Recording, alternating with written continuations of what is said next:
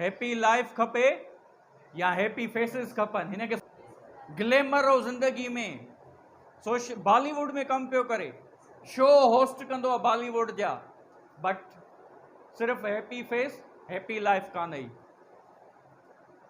हिन खे सुञाणो था? हिन जो नालो अथव रॉबिन विलियम्स। छा नालो हिनजो? ही कॉमेडियन हो हॉलीवुड में, ऑस्कर अवार्ड खटींदड़ अथव, वंडरफुल एक्टर आहे। हिन जूं ॿ मूवी सजेस्ट कंदोमांव, वई ज़रूरु ॾिसजो। हिन 2014 में सुसाइड कई आहे, ऑस्कर अवार्ड खटींदड़ सुसाइड थो करे। इहो अथव डिप्रेशन एंड लोनलीनेस। जे सुशांत सिंह पंहिंजे दोस्त सां शेयर करे ॻाल्हि, त शायदि इहो अॼु ज़िंदा हुजे। You need to share, you need to talk में न कंदा कयो शर्म महसूस।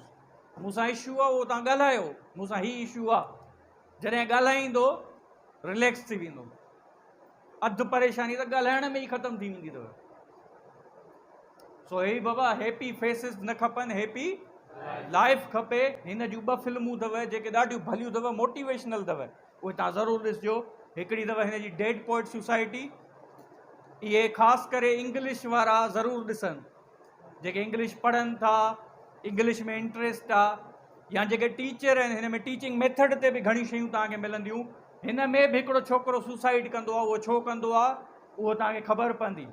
हिन पाण सुसाइड कमिट कई आहे, हालांकि हिन जूं मूवीज़ भलियूं ठहियल आहिनि, पर हिन पाण सुसाइड कई आहे। छो? हैप्पी फेसिस ते फोकस हुयो। तव्हांजो फोकस छा ते हुजे बाबा? हैप्पी लाइफ ते हुजे। डेड पोइट सोसाइटी ॾाढी VIP मूवी अथव, ऐं ॾाढो तव्हांखे मज़ो ईंदो जेको गौर सां ॾिसंदो। उन खां पोइ ॿी हिन जी मूवी अथव गुड विल हंटिंग। ओके बाबा, ज़िंदगी हैप्पी करणी आहे त उन जे लाइ 4 व्हील आहिनि ज़िंदगीअ जा। घणा? गाॾी जा 4 व्हील हूंदा आहिनि, गाॾी हलंदी आहे। हिकिड़ो व्हील बस्ट थियो, गाॾी लड़खड़ाईंदी आहे। तो 4 व्हील इंपॉर्टेंट व्हील ॿुधाईंदोमांव, इन्हनि ते तव्हांखे फोकस करणो। तव्हांजो पहिरियों व्हील ज़िंदगीअ जो कहिड़ो आहे? तव्हांजी पर्सनल ज़िंदगी, योर पर्सनल लाइफ। उन में छा था अचनि? सभ खां पहिरियां, उन खां पोइ लर्निंग ग्रोथ। इहो अथव तव्हांजो पर्सनल लाइफ व्हील। आमतौर ते पर्सनल असां छा चवंदा आहियूं? अब पर्सनल ज़िंदगी आहे ऐं प्रोफेशनल ज़िंदगी आहे। पर्सनल ज़िंदगी में असां फैमिली खे काउंट कंदा आहियूं। फैमिली बाद में थी अचे, बट पहिरियां तूं थो अची। तूं रिलैक्स हूंदे त फैमिली बि तोमां ख़ुशि हूंदी, तूं रिलैक्स न हूंदे त फैमिली बि तंग हूंदी। ठीकु आहे न बाबा? सो पर्सनल लाइफ में पर्सनल यू जेको तव्हां हो। हाणे हिकिड़ो क्लिप ॾेखारियां थो, इहो तव्हां सभिनी जो ॾिठल हूंदो, बट अॼु थोरो गौर सां ॿुधजो। सर वो कॉन्वोकेशन के डेट्स अगर पता चल जाते तो एक्चुअली डैड रिजर्वेशन कराना चाहते थे अपने गांव में। पहले इंजीनियर सर, सारे रिलेटिव्स कॉन्वोकेशन पे आना चाहते हैं। ओदे में हम इन दैट केस आपके डैड को फोन लगाओ। अरे अपना देखो।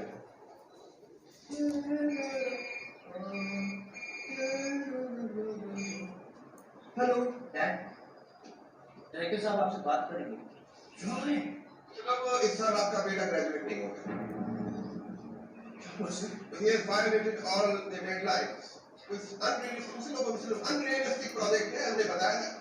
He's making some nonsense helicopter. तो मेरी recommendation यही है कि आप train की reservation कर लीजिए। That's all. So we are project ready.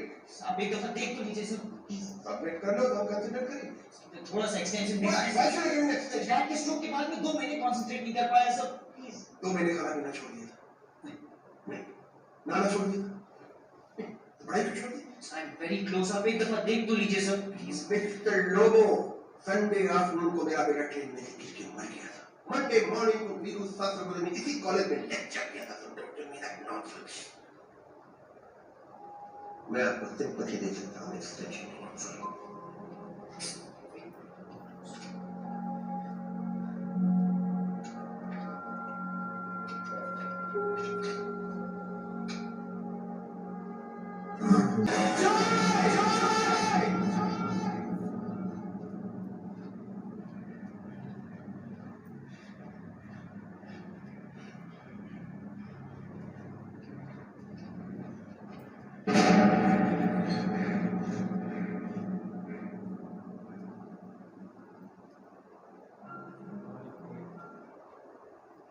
Wheel घणा आहिनि?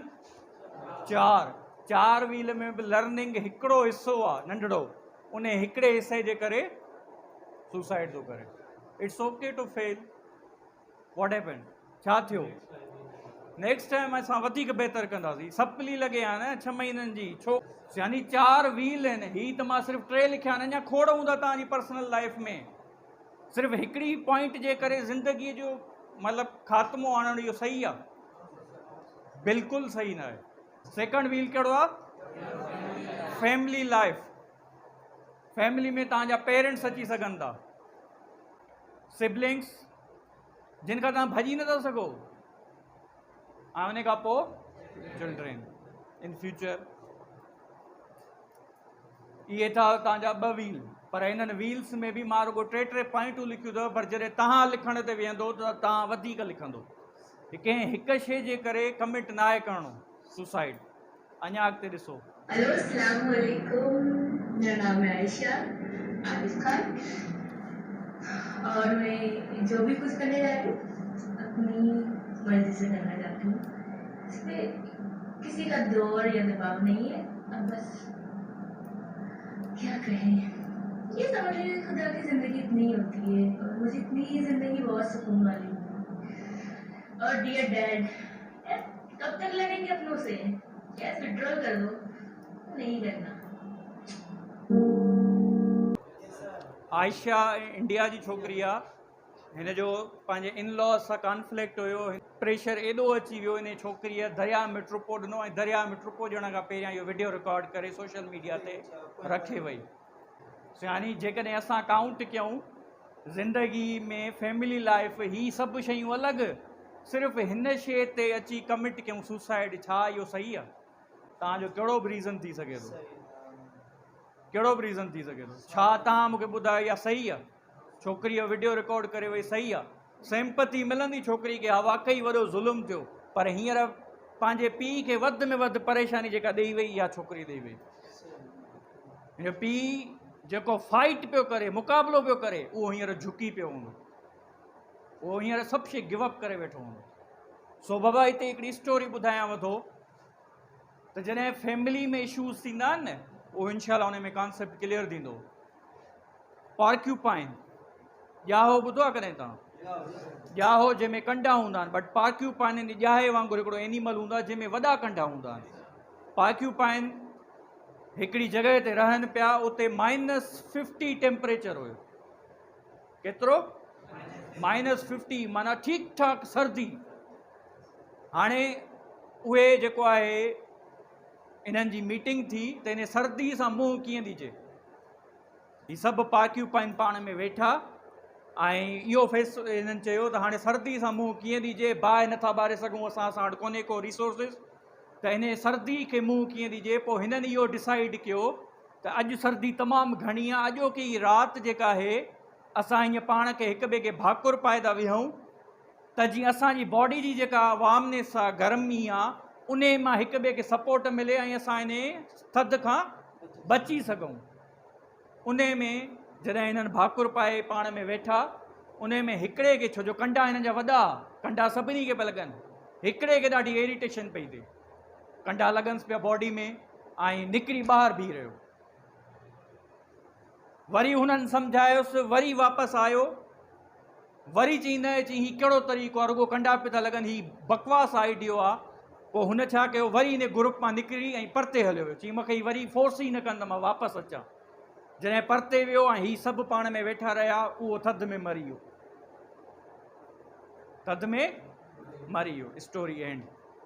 स्टोरी जो मोराल इहो आहे त इहे जेके कंडा लॻनि पिया न, कॾहिं कॾहिं फैमिली में इशूज़ थींदा आहिनि, इहे कंडा हूंदा आहिनि, पर एक्चुअल असांखे थधि खां ऐं ॿियनि मसइलनि खां बचाईंदा आहिनि। सम्झ में आई ॻाल्हि? सो कॾहिं बि फैमिली में को बि अहिड़ो इशू थिए, तव्हांखे वॾनि इशूज़ खां बचाईंदा आहिनि इहे। कॾहिं कॾहिं कॉन्फ्लिक्ट ईंदो आहे, तव्हांजी फैमिली ॻाल्हि न मञंदी आहे, उहे एक्चुअली इहे कंडा हूंदा आहिनि, ॿियनि शयुनि खां। कंडा हल्का फुल्का आहिनि, इन में ज़िंदगी सर्वाइव थी वेंदी, पर ॿियनि इशूज़ में ज़िंदगी सर्वाइव कान थींदी आहे।